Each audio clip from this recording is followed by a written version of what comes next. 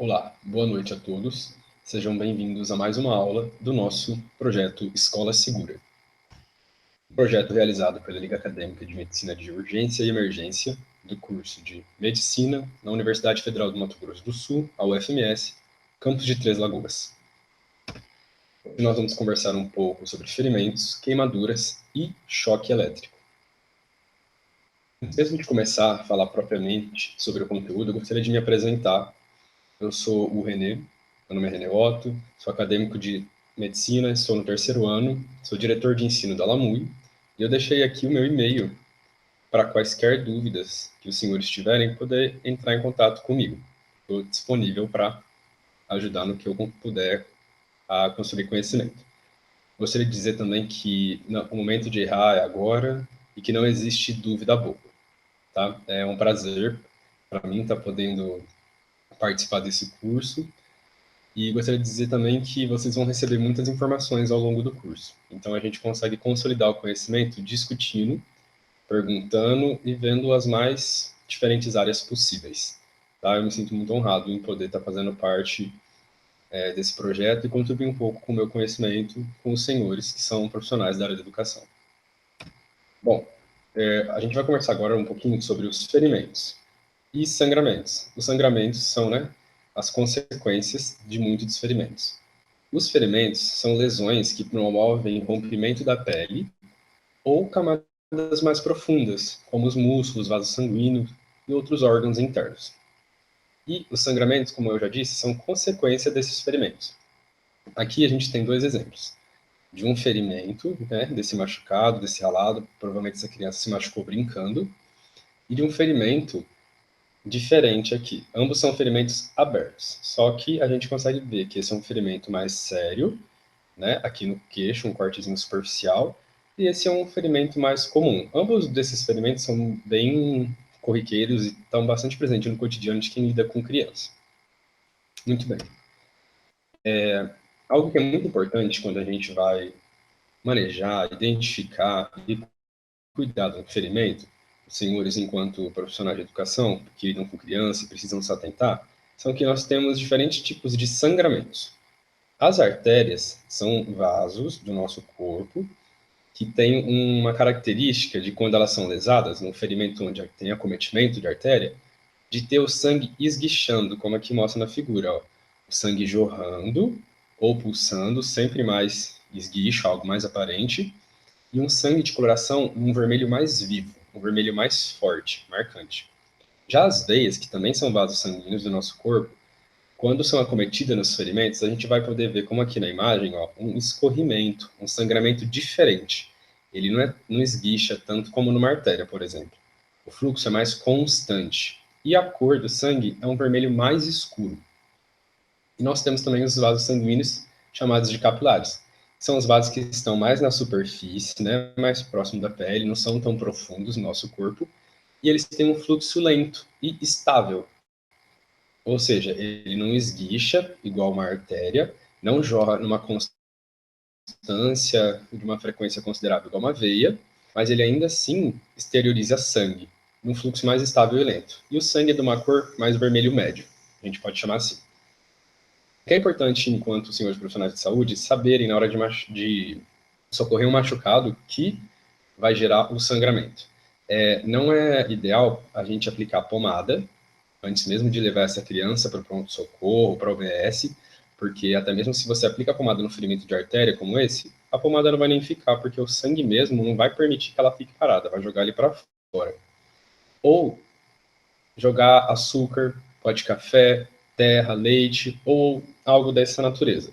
Existem muitas crenças, ditados populares e conhecimentos mais informais que acham que açúcar estanca o sangramento, então é muito comum a gente ver no pronto-socorro crianças que são assistidas por pessoas de melhor instrução, em casos de sítio, creche, onde as professoras não sabem manejar, ou situações assim, chegando com um ferimento como esse, cheio de açúcar em cima, na intenção de estancar aquele sangramento. As pessoas acham que o pó de café, o açúcar, a terra vai parar aquele sangramento.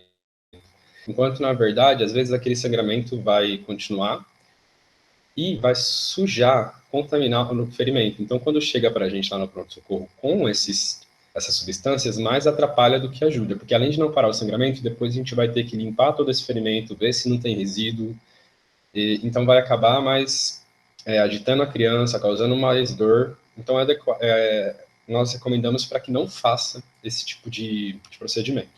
O que a gente faz, então? Eu vou ensinar vocês mais para frente como manejar cada tipo de ferimento. Antes, a gente vai entender um pouquinho quais são os tipos de ferimento.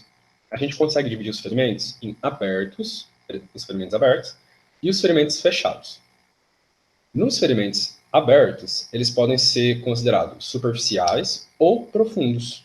Superficiais, como o nome já diz, eles pegam a superfície, ou seja, tudo que fica mais em cima.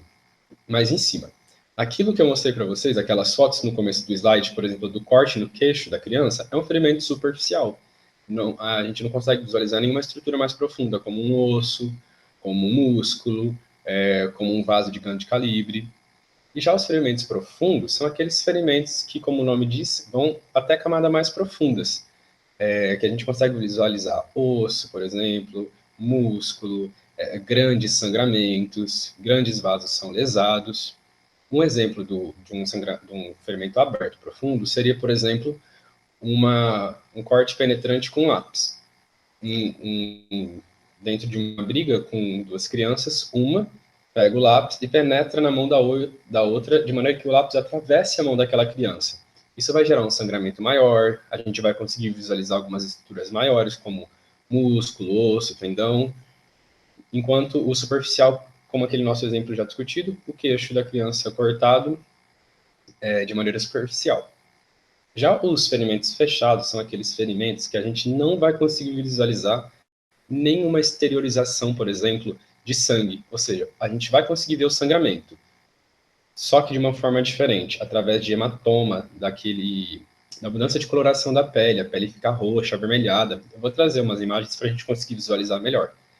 Só que o nome dele já diz, não é fechado. Ele não vai exteriorizar estruturas, sangramentos e nem nada do tipo. Muito bem. Vamos falar um pouquinho sobre os ferimentos abertos superficiais, que são os mesmos exemplos que eu mostrei lá no começo da aula. O corte de queixo superficial e aqui uma laceração de joelho, né? O primeiro exemplo nosso foi de cotovelo. Então, esse ralado, a gente consegue ver, ó, sangue já coagulado, pele dilacerada, arranhão. Aqui a gente consegue ver vários vasos sanguíneos no interior do corte, pele separada.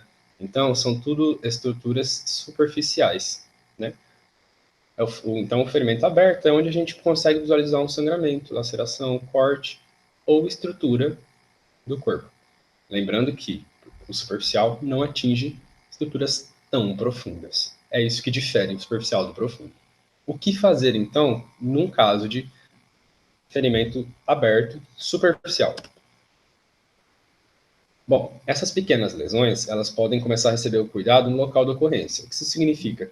Os senhores podem começar o atendimento de cuidado dessas pequenas lesões.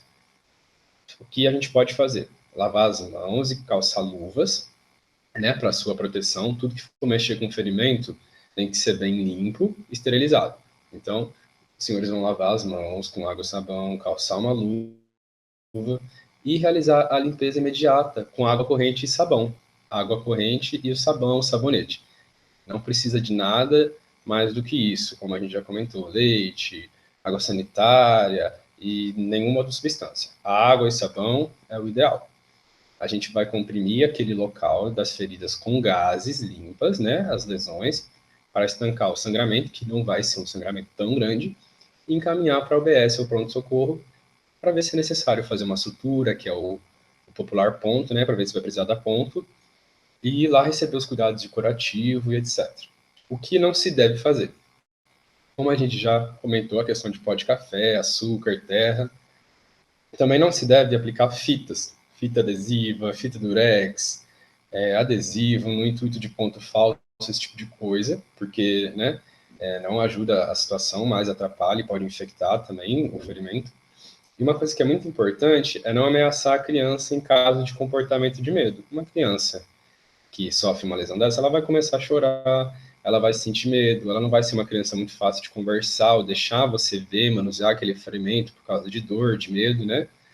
Então, uma das coisas muito importantes dos senhores como os educadores se atentarem é não deixar naquele momento de situação tensa, de situação em que você quer controlar a criança, quer fazer com que ela obedeça você pelo bem dela, se deixar levar pela ameaça. Coisas do tipo, se você não... fulana, se você não deixar eu ver, eu vou te levar para o médico para ele dar uma injeção e vai ser pior. Ou então, se a gente tiver que ir para o hospital, lá é pior, porque lá a injeção e faz dodói. Se você não parar de chorar ou parar de gritar, você vai ficar de castigo os outros dias. Sabe, esse tipo de fala só atrapalha todo o nosso processo, porque a criança chega com medo já no pronto-socorro, onde muitas vezes é um local que já é difícil de acalmar as crianças, né? E acaba pegando mais medo mesmo de nossos profissionais da saúde. Então, tentar se controlar ao máximo para evitar esse tipo de fala. Já nos ferimentos abertos profundos, como foi o caso do lápis, né, que eu citei para vocês, a gente tem outro tipo de conduta, tá? Os senhores, enquanto profissionais de saúde, profissionais de educação, perdão, vão ter que ter outro tipo de manejo lá no local. Só lembrando aqui, exemplificando, né? Aqui são imagens ilustrativas, não são imagens reais. Um prego que está atravessando o braço dessa criança, e aqui é um trauma tão grande que essa criança sofreu, né? Esse jovem, que a gente consegue visualizar até os ossos dele, as costelas, os músculos, alguns vasos, algo bem sério mesmo, né? Ele é aberto e já atinge camadas mais superficiais, não é um simples cortezinho na pele. Então, nesses casos, imediatamente, temos algumas medidas para fazer, mas o primeiro passo é sempre comunicar o socorro, né? O SAMU pelo 92 ou o Corpo de Bombeiro 193. E não fazer. Nesse tipo de ferimento, a gente vai começar falando o que não fazer para evitar danos, né? O primeiro, não lavar a lesão. Vai ser, como eu já comentei, vai ser uma lesão que vai estar exposta a vários tipos de sangramentos mais consideráveis, vai estar expondo estruturas como tendão, osso, vaso sanguíneo, e você jogando água naquela lesão, sabão, só vai aumentar a dor, não vai adiantar lavar naquele momento, então nem tenta lavar. Não também realizar o torniquete, né, que é o famoso garrote, amarrar parte acima do ferimento do braço ou da perna, tentando evitar um maior sangramento. Isso pode prejudicar as outras partes do corpo próximo ao ferimento que não estão sofrendo. Então, algo que as pessoas acham que é muito certo e fazem com frequência, mas não é. E o mais importante é jamais remover o objeto encravado. Então, se aquela criança está com um objeto, uma faca, um lápis, uma tesoura, uma lâmina do apontador, seja o que for, encravado, né, fixado na sua perna, sua mão, seu braço, sua mandíbula, seja o que for, não tente remover aquilo, porque você pode lesar outras estruturas. Deixa esse trabalho para nós, médicos, enfermeiros e profissionais de saúde no hospital, no OBS. O que a gente tem que fazer, como já comentado, de imediato, chamar o socorro, que é o SAMU 192 ou o Corpo de Bombeiros 193, lavar as mãos com água e sabão e calçar luvas. Aí você vai pensar, poxa, mas se eu não vou poder manusear esse ferimento, igual, por exemplo, nos ferimentos abertos, onde eu vou poder lavar com água e sabão, colocar gases, por que nisso de lavar as mãos e calçar luvas? É porque esse ferimento ele vai ter que ser coberto por gases estéreis, né, ou compressas, para que tenha uma compressão do local. Porém, fazer essa compressão com cuidado para não garrotear, né, não fazer um torniquete, não comprimir tanto ao ponto que a sua mão funcione como um torniquete, né? Então, a ajuda sua nesse momento que você vai estar com as luvas e gases vai ser de comprimir aquele local para amenizar o sangramento. Porque se você deixar sangrando, a pessoa pode perder muito sangue, a criança pode perder muito sangue, trazendo mais prejuízos para ela. Você não vai lavar, você não vai jogar nada, passar nenhuma substância, você só vai comprimir se necessário, não vai retirar o objeto para parar o sangramento e procurar imediatamente o pronto-socorro de referência. Os ferimentos fechados, como a gente comentou, são ferimentos que não vão estar ali com sangramento ativo externo, né, exteriorizado, a gente não vai conseguir ver sangue escorrendo, ou um corte, né, que vai estar aberto, pulsando, esguiçando sangue. Nesse tipo de ferimento, a gente vai notar no corpo da criança, o corpo da pessoa, sangramento sim. Tudo, olha aqui, a gente consegue ver a pele normal, uma coloração mais clara, e toda essa coloração arroxeada e avermelhada. Isso é sangue, o corpo está sangrando por dentro e a pele está fazendo com que a gente consiga visualizar. Mas não tem nada de sangue para fora, o lençol não está sujo de sangue, não tem músculo para fora, não tem osso para fora.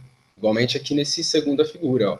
A gente consegue ver que está tendo um sangramento, mas é dentro do corpo esse sangramento. Aqui no braço também. Nesse caso, a gente vai tomar cuidado com sinais de alerta.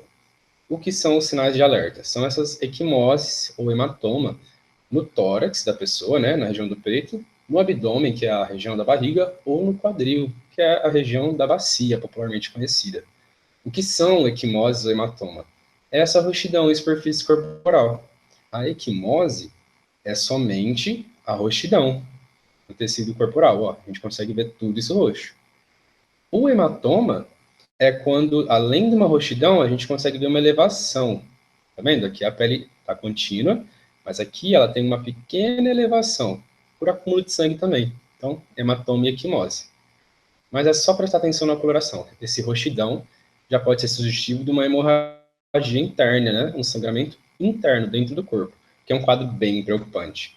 Então, a criança está lá correndo e bateu muito forte contra a parede, a criança caiu de uma árvore e bateu o tórax num tijolo, a criança sofreu um acidente num passeio, por exemplo, dentro da van e foi arremessada contra o banco da van, e começou aqui, ó, na parte do quadril, na bacia, apresentar essa roxidão, ou no tórax, axila, abdômen, começou a apresentar essa roxidão, começou a ficar queixando de muita dor, começou a ficar sonolenta, todos esses sinais, emergência na hora. Não tem o que ser feito, só ligar para o SAMU ou mesmo, né, dependendo do seu recurso, deslocar essa criança para emergência o mais rápido possível. Porque isso sim são sinais de alerta muito importante dentro de ferimentos fechados. Bom, o sangramento nasal, né, o nome já é autoexplicativo, é o sangramento pelas narinas. A gente sabe que em crianças, principalmente de pele branca, é muito frequente em estações de tempo seco esses sangramentos, que já os pais até já sabem, já comentam, têm ciência de que isso acontece com uma certa frequência. E os senhores, como profissionais de educação, precisam se atentar como e quando esse sangramento começa. O que eu quero dizer como esse sangramento começa e quando ele começa. Há quanto tempo ele começou. Esse sangramento começou do nada? A criança estava lá comendo o seu lanche, ou então estava na sala de aula sentadinha escrevendo no seu caderno e começou a sangrar pelo narizinho, e já é uma criança que apresenta isso e não está apresentando mais nada, ou esse sangramento começou depois que ela caiu de uma árvore, depois que ela bateu de frente com um amigo o rosto jogando bola, ou bateu contra uma parede, bateu a cabeça numa mesa, num armário. A gente precisa saber se esse sangramento começou depois de um trauma ou se ele começou de maneira aleatória. Atentar-se aos sinais de alerta, né? A gente vai comentar quais são os sinais de alerta nesse caso, e é muito importante não medicar a criança. O que eu quero dizer com não medicar a criança, nesse caso, é que a criança, por exemplo, não, se a criança toma um remédio diariamente, e já está na hora dela tomar aquele remédio, não evitar de dar o remédio para ela, que ela já toma normalmente, por exemplo, se é uma criança que faz tratamento para convulsão, e ela começou a sangrar 10 minutos antes do nariz, num dia de ar seco, umidade muito baixa, então a professora com medo fala, não, ela está sangrando o nariz, não dá remédio, porque quem sabe ela piora. E aquela criança, por não tomar remédio, pode vir a ter uma convulsão, por exemplo. Então não é cessar com as medicações normais daquela criança, caso ela faça um uso. O que eu falo para não medicar é a questão de o sangramento começou de modo aleatório, desconhecido, ou foi, por exemplo, depois dessa criança ter caído de uma árvore batida a cabeça, vamos dar uma aspirina, um anti-inflamatório, um remédio aleatório para ver se essa criança melhora o sangramento. Não, jamais fazer isso, tá? Automedicação, em hipótese alguma, ainda mais em criança, em questão de sangramento nasal. Então, como reagir a esse sangramento nasal? O famoso o que fazer e o que não fazer. Como a gente comentou, é comum um sangramento nasal em algumas crianças em dias secos, né? Então, o que a gente faz é conter o sangramento apertando as narinas. A gente aperta de uma maneira delicada e por um certo tempo, e depois verifica se aquele sangramento parou. Se aquele sangramento parou, tudo bem. Se aquele sangramento não parou, a gente vai conversar mais um pouquinho sobre isso. O que não fazer é inclinar a cabeça da criança para trás. A gente está vendo aqui, ó, o jovem está comprimindo as narinas com um pedaço de papel, só que ele está inclinando a cabeça dele para trás. Isso não é certo, porque pode piorar o sangramento, pode estancar e vir a complicar de outras maneiras. Então, cabeça sempre em posição reta ou levemente inclinada para frente. Não muito inclinada, como o queixo no peito.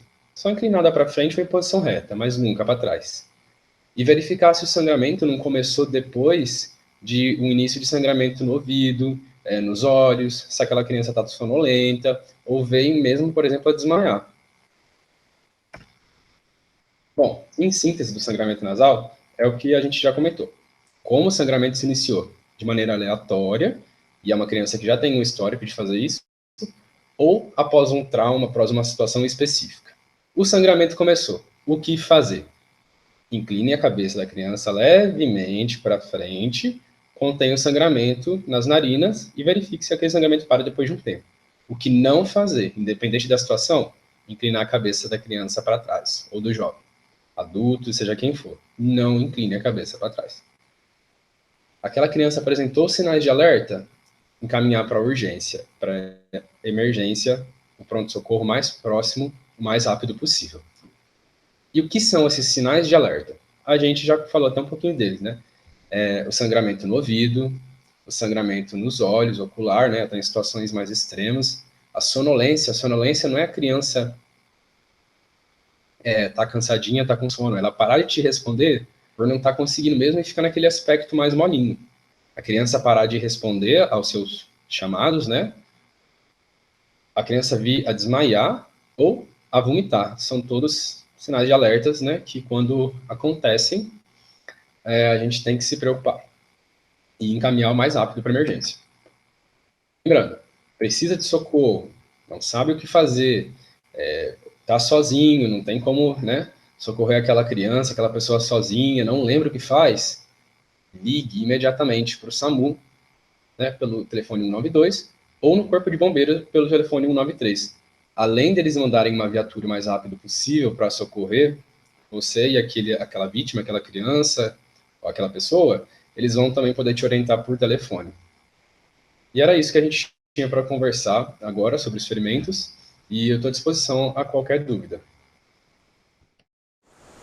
Olá, meu nome é Arthur Gimenez Fonseca, eu sou acadêmico do 10º período do curso de Medicina da UFMS, campus de Três Lagoas.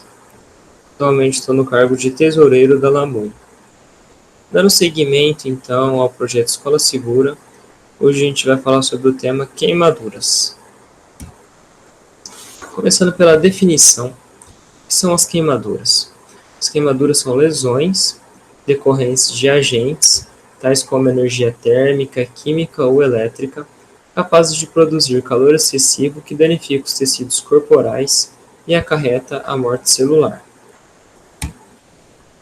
Aqui algumas informações importantes.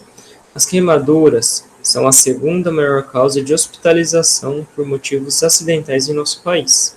Representam a quarta causa de morte e hospitalização em crianças e adolescentes de até 14 anos. Eu trouxe uma observação. Foi observado que nesse período de pandemia houve uma incidência, um aumento da incidência relacionada ao uso de álcool, uma substância que tem sido amplamente utilizada para a higienização de mãos, superfícies e objetos. Então, hoje a gente vai falar um pouquinho das causas. Aqui vão algumas causas. Tem escaldadura, que é uma queimadura por líquidos quentes. É a principal causa em menores de 5 anos. ocorre devido a acidente com água fervendo, leite quente, ou até mesmo uma água muito quente durante o banho.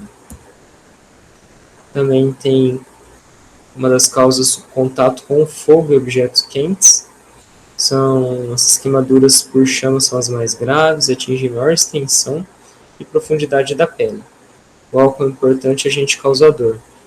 Então, essa queimadura ocorre pelo contato direto com a chama ou então alguma superfície quente, né? A tampa de um fogão, o cabo de uma panela. Existem as queimaduras que são provocadas por substâncias químicas. Então, a ingestão de soda cáustica continua sendo a maior fonte de queimadura química em crianças.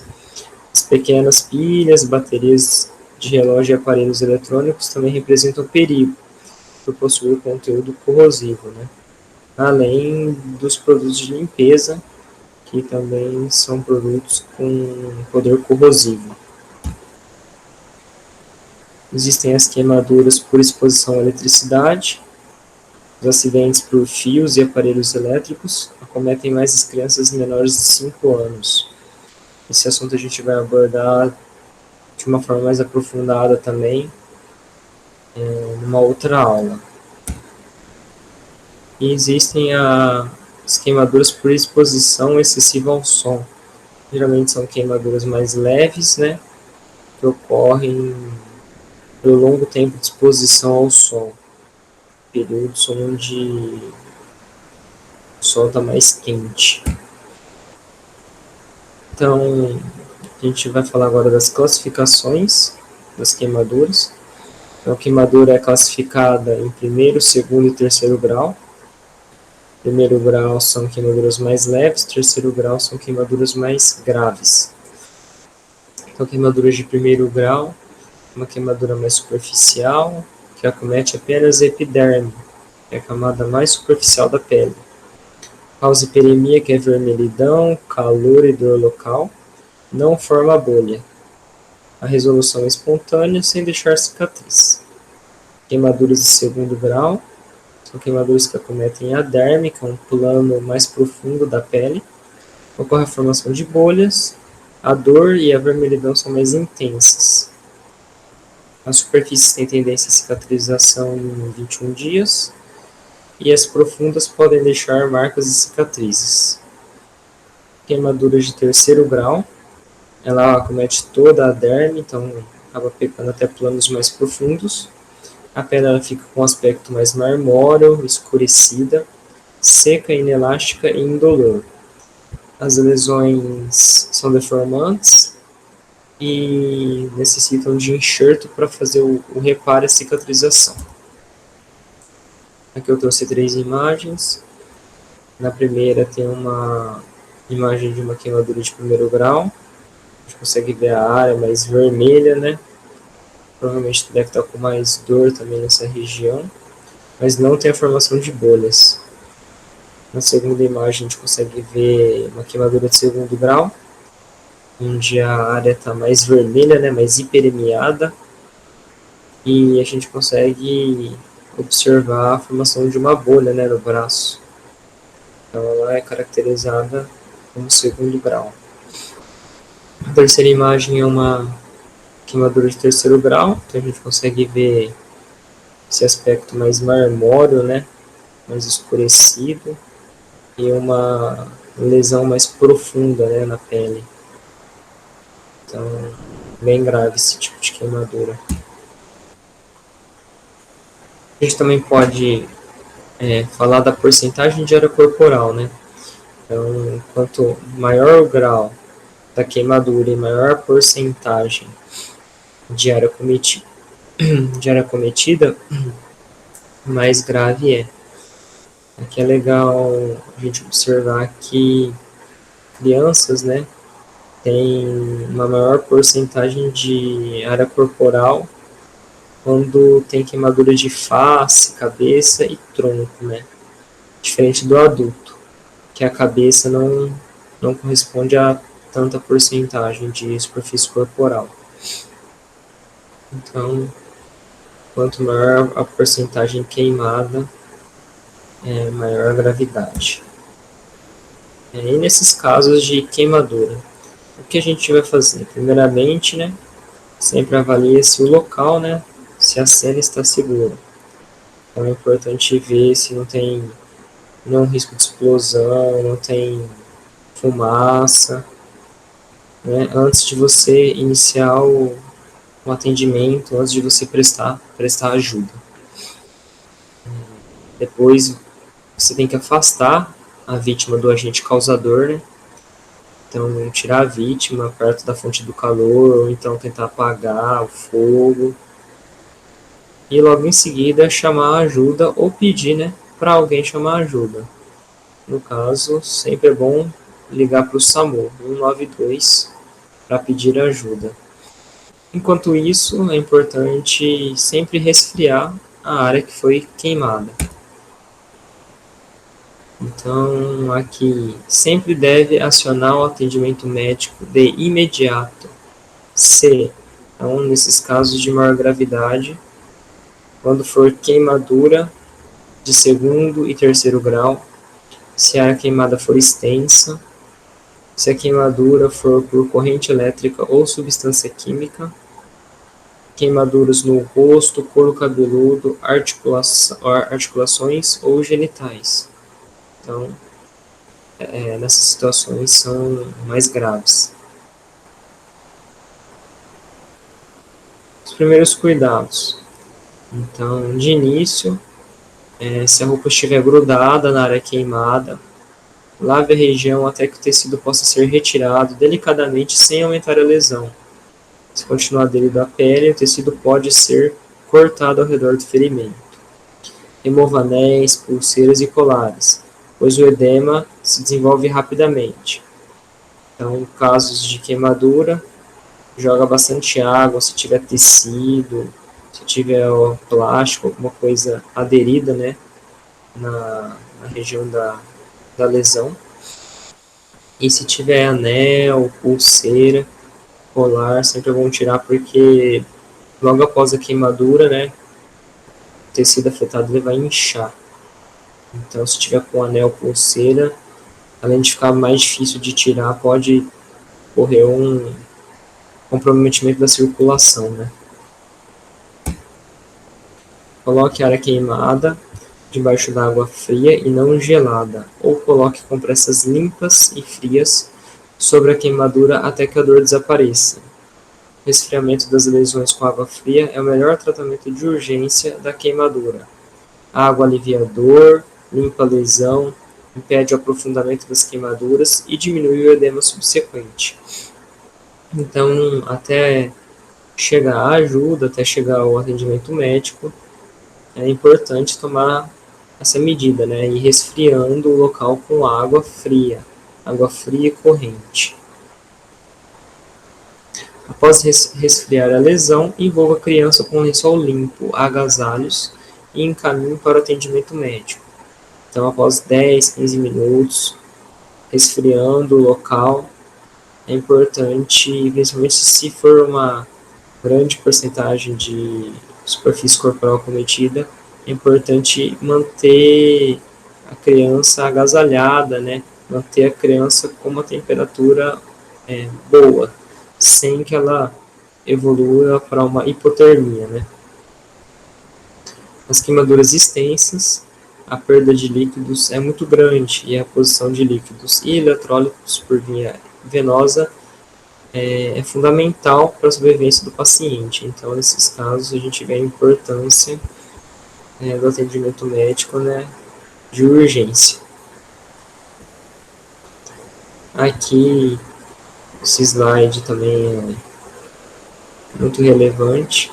Então, o que não deve ser feito? Não use gelo nas queimaduras. Então, não deve se colocar gelo nas queimaduras, porque o gelo, né, pode causar até mesmo uma queimadura, né, por conta da baixa temperatura e piorar a lesão. Não fure as bolhas da queimadura. Então, não deve furar as bolhas, porque você furando, você pode promover processo infeccioso depois e piorar o quadro, né? Não passe nada na queimadura. Não use pomadas, produtos caseiros, dentre outros. Então, não tem que passar nada, porque isso pode gerar uma complicação, pode irritar mais ainda a pele que já está queimada, né?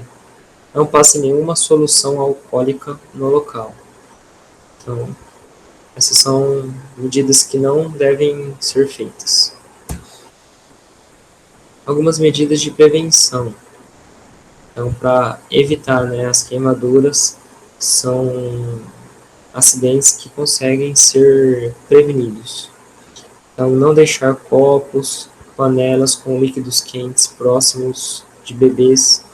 Preparo do banho, então a temperatura ideal da água para o conforto e segurança do bebê é de 37 graus aproximadamente. Sempre conferir a temperatura antes de colocar no banho. Fósforo e isqueiro devem ficar longe do alcance das crianças. A cozinha não é lugar de criança, então é um local de grande risco para queimaduras. Pilhas e baterias de aparelhos eletrônicos devem ser guardados, né, ou desprezados em local seguro. Produtos corrosivos, produtos de limpeza, então devem ser estocados fora da vista e do alcance das crianças. E as queimaduras, como eu falei, né, elas representam um acidente prevenível e uma das causas de significativa morbimortalidade, podendo deixar sequelas físicas, incapacitantes, comprometer a saúde mental ou mesmo ser fatal. O tratamento é doloroso e muitas vezes bem demorado. Então tem a importância de prevenir e sempre que possível prestar o primeiro atendimento, né, corretamente. Aqui algumas referências. E é isso aí. Queria agradecer, muito obrigado a todos pela atenção, pelo interesse em participar desse projeto. Qualquer dúvida, pode mandar nos grupos ou então no comentário do vídeo, que a gente vai te dando as dúvidas. Muito obrigado. Olá, meu nome é Eduardo, eu sou acadêmica do 9º período do curso de Medicina da UFMS-CPTL e ligante da LAMUR. Agora eu vou abordar sobre o choque elétrico, o que é, como fazer os primeiros socorros e como preveni-los. Então, o que é o choque elétrico? O choque elétrico é a passagem de corrente elétrica pelo nosso corpo, ou seja, o corpo humano ele funciona como um condutor de eletricidade. Esse choque ele pode causar queimaduras, inclusive de 3º grau, coagulação do sangue, que é a transformação do sangue líquido em sólido, formando coágulos e trombos que podem entupir os vasos, e impedir a passagem de sangue pelo nosso organismo. Pode causar também lesões do nervo, lesões de nervos, levando a alterações de sensibilidade e dor, por exemplo. Pode causar contrações musculares, arritmias, que são as alterações dos batimentos cardíacos, e pode desencadear uma parada cardiorrespiratória e levar até mesmo à morte. A extensão e a gravidade dessas lesões vão depender da intensidade da corrente elétrica, ou seja, em redes de baixa tensão, como as que temos nas residências, no SEI, por exemplo, vão levar a ferimentos menos graves, enquanto as redes de alta tensão, como nós temos nos postes de distribuição de energia, vão gerar ferimentos mais graves. Vai depender também do caminho percorrido pela eletricidade ao longo do corpo, ou seja, nós teremos sempre um local de entrada e um local de saída desse choque. Então, por exemplo, de mão a mão, o choque vai passar pelo nosso tórax. Geralmente, esse choque ele é mais grave. E também vai depender da duração do choque, há quanto tempo a vítima ficou ligada à corrente elétrica. Relacionado ao choque, nós temos o conceito de condutores e isolantes. Os condutores, eles vão facilitar a passagem da corrente elétrica, tornando o choque elétrico muito mais perigoso. Nós temos como exemplos os metais como cobre, alumínio, ferro, ouro, prata, o solo e o corpo humano. Por isso, é tão importante não encostar na vítima que ainda está ligada à corrente elétrica para não tomar o choque também. Por outro lado, nós temos os isolantes que impedem a passagem dessa corrente elétrica. Como exemplos de bons isolantes, nós temos a borracha, e aí eu coloquei essa luva emborrachada, como um exemplo que vai se enquadrar como um equipamento de proteção individual. O plástico e a madeira também são isolantes, e esses componentes nós temos nas vassouras, por exemplo. Os tecidos e vidros também são isolantes, todos esses desde que não estejam molhados, pois a água ela é um condutor, tá? Bom, com a introdução feita, já dá para ter uma ideia do que a gente pode ou não fazer nesse atendimento inicial à vítima de choque elétrico. Então, primeiro de tudo, não se torne mais uma vítima. Então, não toque na vítima para tentar afastá-la da corrente elétrica, porque você pode tomar um choque também. O que deve ser feito é desligar a fonte de energia ou a chave geral. Se forem fios de alta tensão rompidos, próximos ao ambiente, nós devemos acionar o serviço responsável para a interrupção da corrente elétrica. Aqui em Três Lagoas, por exemplo, é elétrico. Se a vítima ainda não tiver se soltado da corrente elétrica, nós podemos afastá-la da fonte com algum material isolante seco, como já dito no slide passado. Um cuidado especial que nós devemos ter é com a vítima que sofreu queda após o choque, principalmente se for de um local alto, pois nessa situação tem um risco de trauma cervical. Por esse motivo, nós devemos evitar movimentá-la e tentar estabilizar a cabeça e a coluna cervical o máximo possível, colocando as mãos paralelas ao lado da cabeça, como mostra na imagem. Se a vítima estiver inconsciente, nós vamos checar a respiração e o pulso. Se eles estiverem ausentes, sem pulso, sem respiração, nós vamos iniciar a ressuscitação cardiopulmonar, como explicado já nas aulas anteriores, até a chegada do serviço de emergência. Se a vítima tiver pulso e respirando, nós vamos continuar avaliando para que essa vítima ela não tenha recaídas e possa entrar em parada posteriormente. O choque, ele pode não deixar as lesões externas, porém, internamente podem ter alterações importantes, por isso nós vamos sempre checar se a vítima responde até o serviço de emergência fazer o atendimento inicial. Nós devemos também avaliar se há lesões que causam sangramento, principalmente pela queda ou pelo choque de alta tensão. Nesses casos, com um pano limpo, de preferência com uma compressa estéril, nós vamos fazer a compressão dessa ferida para estancar o sangramento, como já foi falado anteriormente. Vamos procurar também por queimaduras, principalmente nos locais de entrada e de saída da corrente elétrica. Nesses casos, nós devemos cobrir com a compressa estéril ou um pano limpo para proteção do local. Se foi um choque de baixa tensão, não houve queda, a vítima está respirando, consciente, sem alterações graves, devemos levar a vítima ao pronto atendimento para avaliação médica. Sobre as medidas de proteção, nós podemos implementar o uso de protetores de tomada, impedindo principalmente crianças menores de colocar o dedo e tomar o choque. As tomadas de 3 pinos, elas também são mais seguras, pois o terceiro pino ele vai desviar essa sobrecarga de energia para um aterramento. Nós devemos evitar o uso de Benjamin ou T, pois eles podem sobrecarregar a tomada. O mau encaixe dos pinos podem causar um superaquecimento que vai destruir o isolamento desses fios, causar curtos-circuitos e até incêndios. Além disso, nós podemos evitar deixar esses fios expostos, pois as crianças elas são curiosas, né? Então elas querem colocar as mãos e a boca em tudo, o que torna tudo muito perigoso, principalmente se os fios estiverem em más condições. Então aqui entra o que eu havia dito. Por isso, nós devemos verificar todos os fios elétricos, se eles estão bem encapados e isolados, se estão em boas condições, e se não estiver, nós devemos solicitar o conserto ou trocar por um novo. Além dessas, nós podemos ficar atentos às crianças que soltam pipas, tomar cuidado para não soltar em locais com muitos fios de alta tensão, pois a linha ela pode ser um condutor de eletricidade. Tomar cuidado também com cercas elétricas, seja aquelas de proteção para os muros ou aquelas cercas elétricas de proteção contra animal, né? Bom, então nós terminamos por aqui. Essas foram as referências utilizadas. Agradeço imensamente a presença de todos em nome da Liga e aguardamos vocês nas próximas aulas.